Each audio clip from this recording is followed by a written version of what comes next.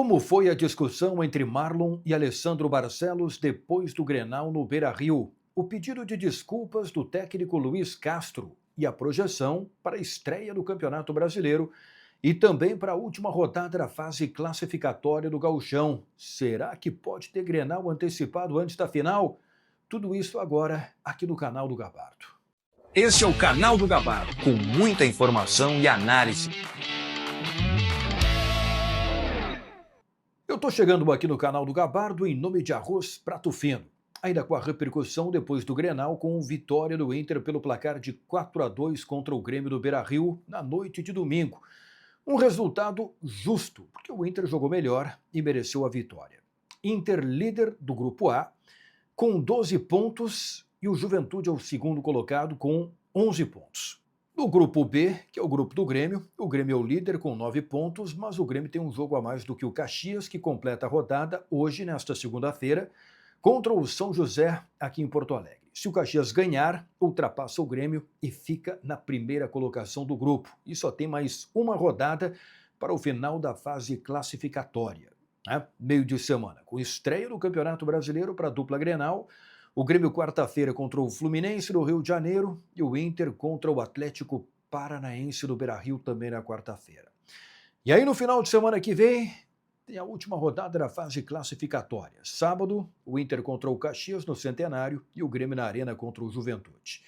Daqui a pouco eu falo sobre esta situação aqui da projeção dos confrontos e se pode ter um Grenal antecipado antes da final do Campeonato Gaúcho. Mas um pouco mais da repercussão do Clássico Grenal. No Inter, Borré foi o nome do jogo. Estava dando uma olhada aqui na cotação GZH, com as notas dos jogadores da dupla Grenal. O Carboneiro, que foi muito bem, levou nota 8, e o Borré com 2 gols, nota 8,5.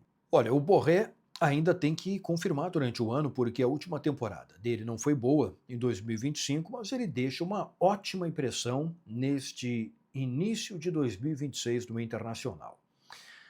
O Rocher falhou no gol, né? Não foi bem, não. Agora, do lado do Grêmio, muitos jogadores com uma atuação muito abaixo, né, do que o Grêmio precisa.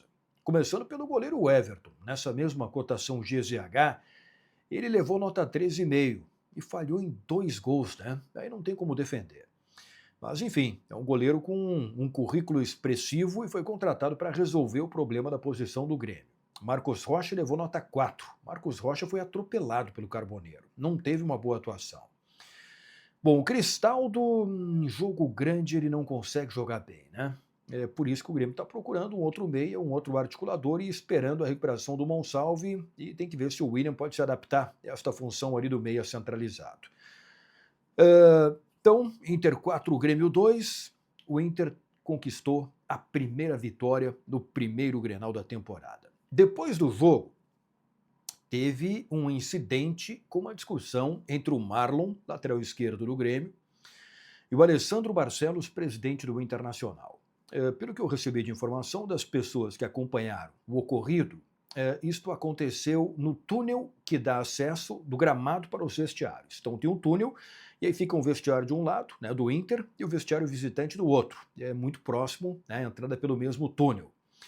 E o presidente do Inter estava ali cumprimentando os jogadores do Internacional que estavam indo para o vestiário depois da vitória no Grenal. E o Marlon estava passando por ali em direção ao vestiário do Grêmio e, pelo que eu recebi de informação, utilizou algumas frases fortes em direção ao presidente do Inter, com ironias e também com algumas insinuações de um suposto benefício ao Inter por parte da arbitragem do Clássico Grenal do Beira-Rio. O presidente do Inter, obviamente, não gostou do que ele ouviu e ali se estabeleceu uma situação um pouco complicada, mas que não teve grandes desdobramentos porque rapidamente os seguranças, tanto do Grêmio como do Inter, entraram em ação e os seguranças do Grêmio já levaram rapidamente o Marlon para o vestiário do Beira-Rio. Mas foi um episódio, diria assim, que desagradável, né? Especialmente de parte do Marlon, de falar o que ele falou em direção ao presidente do Internacional logo depois do Grenal. Mas, pelo menos, repito, não teve grandes desdobramentos porque rapidamente o Marlon foi levado pelos seguranças do Grêmio em direção ao vestiário. Logo depois veio a entrevista coletiva do Luiz Castro, né, onde ele explicou as coisas que não funcionaram na equipe do Grêmio, na partida contra o Internacional, e ali no meio da entrevista ele utilizou uma frase com conotação racista, né? Ele chegou a falar, deixa eu pegar aqui exatamente o que ele disse: eu acho que só há uma forma de seguir em frente e é com trabalho. Não há outra forma, não é lamentar, não é pôr a cabeça para baixo como para os outros terem pena de nós. Foi um dia negro para nós, foi um dia negro para nós, mas acabou? Não acabou. A expressão o dia negro, né? Em 2026, com tudo que a gente vem aprendendo sobre discriminação, não cabe mais uma frase desse tipo. Bom, veio uma nota com pedido de desculpas, ainda no final da noite de domingo, do técnico Luiz Castro. A seguinte nota: venho a público pedir desculpa em relação à expressão utilizada no final do clássico deste domingo em conferência de imprensa. Em momento algum tive a intenção de praticar qualquer ofensa racista. Referi-me unicamente ao contexto do jogo. Reforço a minha posição de defesa da igualdade como valor social. Igualdade de oportunidades, raças e religiões. Reafirmo as minhas humildes desculpas. Respeito à aprendizagem como compromisso de não repetir a expressão. Então está aqui o pedido de desculpas, né, do técnico do Grêmio, Luiz Castro, e acho que ele faz bem, né, em rapidamente se posicionar sobre esta questão. Para fechar, vem aí estreia no Campeonato Brasileiro. Inter e Grêmio vão com titulares, o Inter no Beira-Rio contra o Atlético Paranaense e o Grêmio do Rio de Janeiro contra o Fluminense, o Grêmio com necessidade de recuperação.